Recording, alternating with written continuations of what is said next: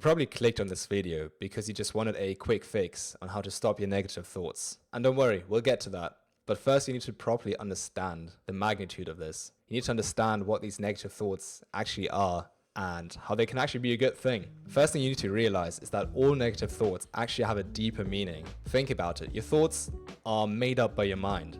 And all your thoughts, they sort of come from your subconscious mind. And well, negative thoughts are usually fueled with negative emotions. That's why we call them negative. Your subconscious mind is called subconscious because it has a lot of stuff in there that you don't even know about. And you can use this stuff to actually turn your life around. Whenever you have a negative thought, it says something about you, something that your brain is thinking about you, even things that you aren't consciously aware of. Realize that every negative thought you have can actually be seen as an opportunity.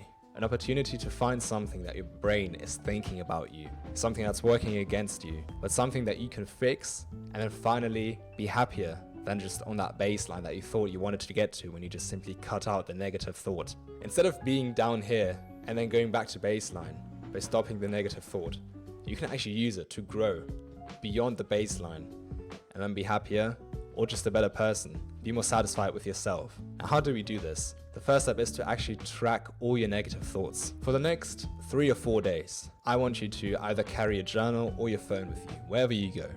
Phone shouldn't really be a problem. You can have the notes app or your voice notes or something. And I want you to be consciously aware of all the negative thoughts that you're having. As soon as you catch a negative thought of any kind in your mind, just quickly whip out your phone, whip out your notes, and then type them in so you can save this negative thought for later. You need to track these on a daily basis. So do this for 3-4 days until you have all your negative thoughts collected. Sure, you can also have a journaling round on this to just find the last crumbs and pieces, and I would recommend you to do that as well because it is quite effective. But this is about tracking as many different negative thoughts and beliefs as you possibly can. And what are you going to do with them once you have them nicely organized in your journal? Well, you need to reflect and analyze these. And how do you do this? Well, that's something that Lewis is going to tell you about. Now, laddering is something that we mentioned multiple times on this channel. And what it basically is a strategy to find your core belief. So we're going to start with an idea, probably a negative thought that you have right now, and you want to go down the ladder. So you start with something like, I'm not good enough. And then you go down the ladder. You ask yourself, well, what if that were true about me? What would that say about me? And then we'll get to the next point, something like, I can't run a relationship. You get to the next point, something like, I can't make my father proud. And eventually you'll be at your core belief. And now what do you do with this core belief? You can't just make it go away. So what you have to do is journal. We actually have a full guide on how to journal properly with all the strategies that you need, including laddering.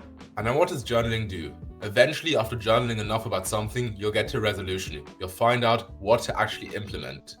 Now, this can be one of two options. It can be either something that's in your head, like a negative self-talk that's only fueled by your own head, by some childhood trauma, or it could be something in real life that you need to fix, like for example, the fact that you're overweight.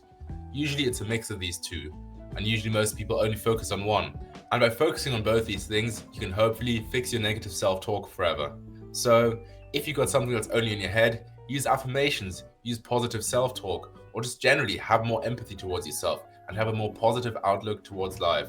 And if there's a real life problem, get on self-improvement. Get a gym membership, get a skincare routine, whatever gets you that one step further. And by focusing on these two things, I guarantee you're going to make that little voice in your head go away forever. Wow, what a banging episode. Don't forget to check out this video as well. We'll see you there.